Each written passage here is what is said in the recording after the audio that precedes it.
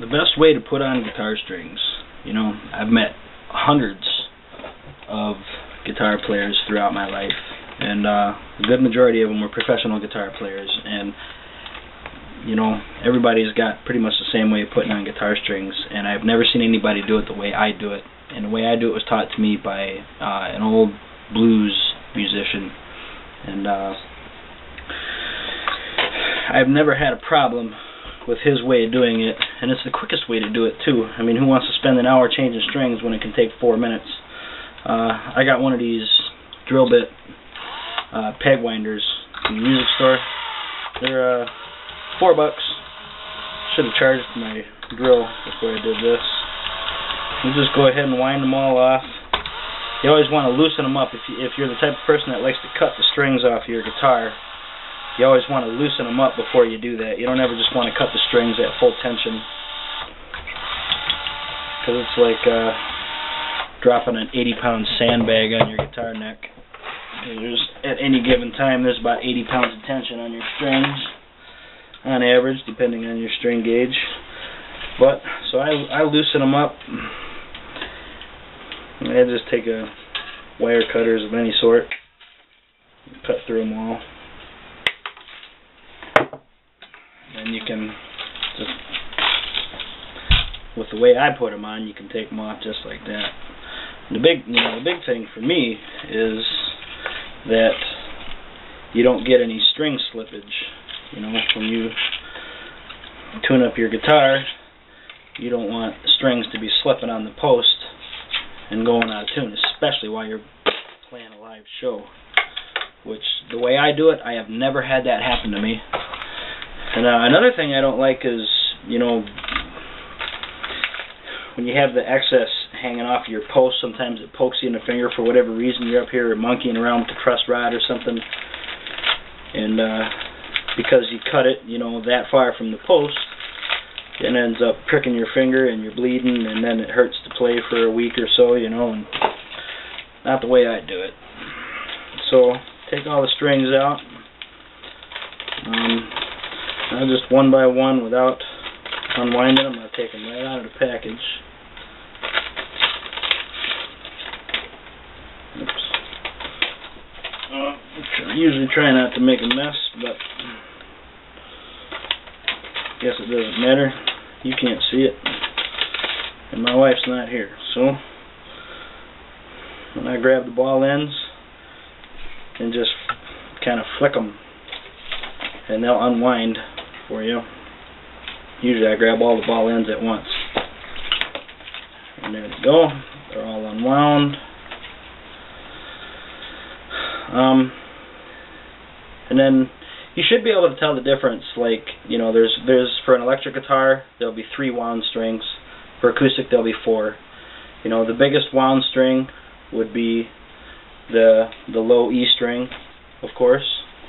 Let me tilt this down a little bit so you can see what I'm doing. Okay, so you know that the top is your low E string, so that's this one.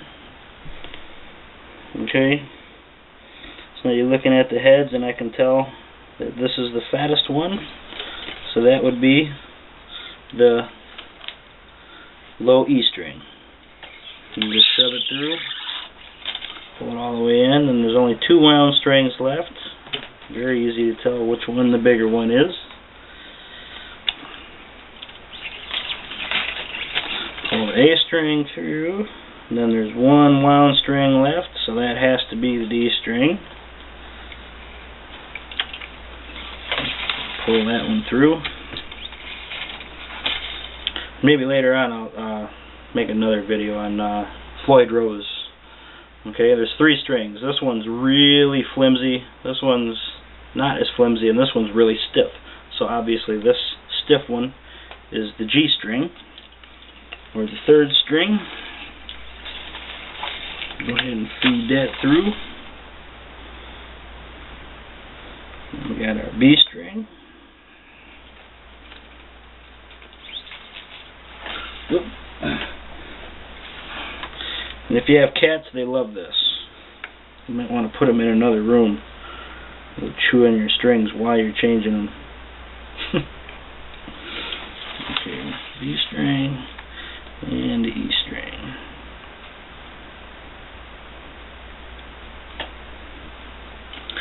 that kind of astounds me. I've even met roadies for, bands, guitar techs for headliner bands and, rock bands, and they got to change strings on 10 guitars every other night, and they always cut the strings at the headstock, and for the life of me, I don't understand that. So, we'll start with the E string, okay? And I'll just pull it tight right up to that first tuning peg, and I'm going to pull it about 2.5 inches with the E string. Just go ahead and shove it through, and then start winding it clockwise on top of the excess. Go around twice on top of the excess, and then the rest of the winds you want to go underneath the excess. Okay, and you don't want to hold it in the nut while you do this, but you can go ahead and turn your drill around to the other direction. I should have charged my drill and wind it up.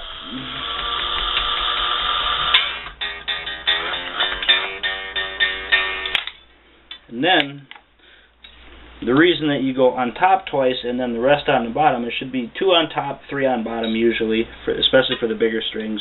You don't want to get too much slack on the bigger strings because you'll get a big ball. But, no trimming. You just break it off. I've been doing this for 10 years and I have never had a string slip on me, ever. And I've done a lot of live shows like this. I used to change my strings every night. Doing an old jazz show. 2 on top and the rest on the bottom. And interestingly enough, this actually puts a little bit of a twist in the string, which seems to me they keep their bright tonality a little bit longer. It might just be me, it might not be true, but it seems to me.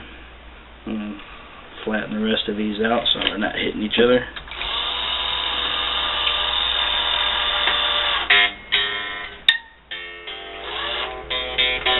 And I tune them about a minor third sharp. Like if open E was here, I'll tune it up until the open string sounds like what a G, your third fret, would normally sound like. That gives them a good stretch. And by the time you're done winding all the strings up, you tune them back down. Your neck has recovered from not having strings on it from the extra tension, and your strings are stretched out, so you don't have to, how many times have you changed your strings and been stretching them out and you pop a string just because you don't want to go out of tune while you're playing, And the thinner I get with the strings, like I'm on the D string, I'll give them about 3 to 4 inches, so I'll go 2 on top and the rest on bottom. And this is by far, in my opinion, the most stable way to tune a guitar.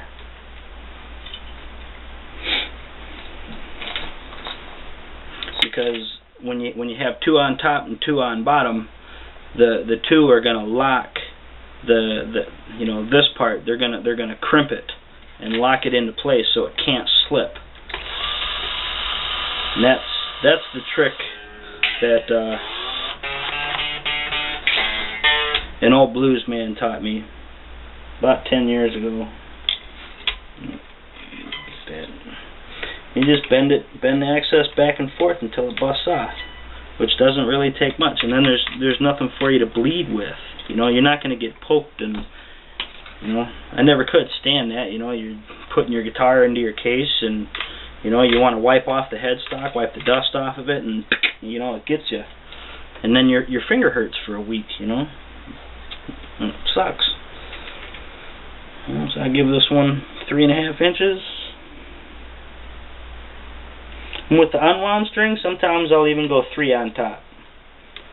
3, and then underneath the excess for the rest of them.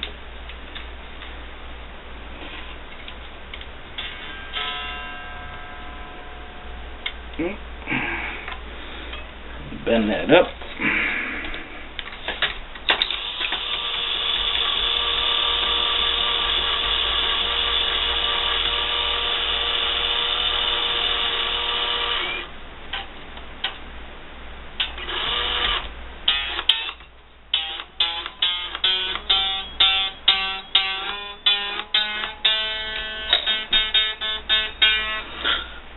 Sounds like A sharp to me. Oh yeah. And just bust it off. Throw it right in the garbage. Excuse me. 1, 2, 3. Bend the slack up. There you go. And hold it down. Remember, you don't want the string to be running like a file through through your graphite nut. Cut a groove in it, and then you'll have all kinds of buzz and that. So you want to keep it away from the bone until it's almost tuned up.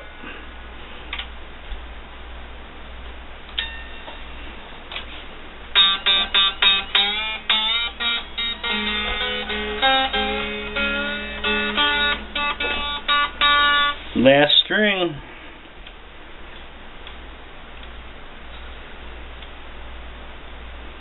Usually with the E string, depending on your guitar, but I usually don't have too much slack left. Only an inch or two. Sometimes I just leave it on there, but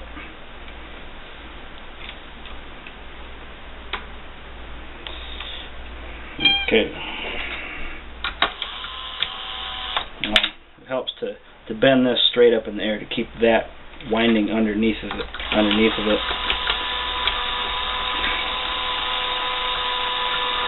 You don't want it to go back to the top.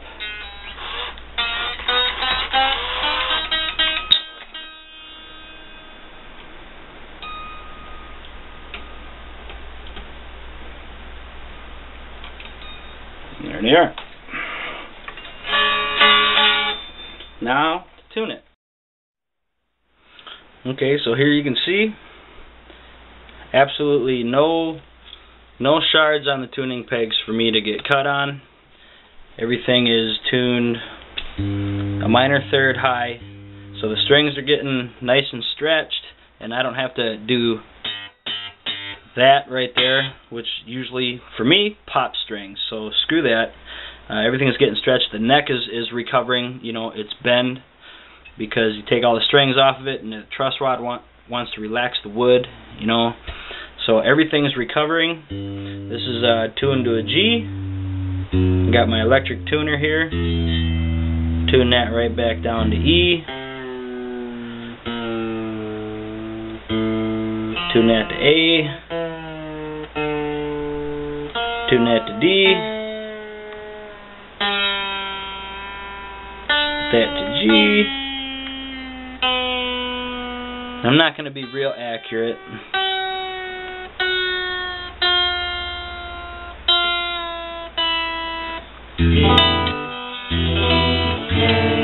Now we'll go through it one more time.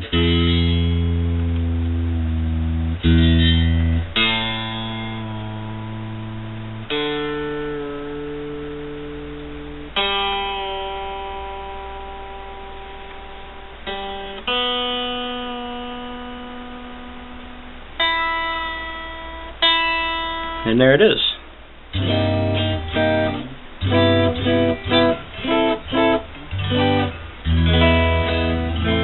Brand new strings. Hope that helps.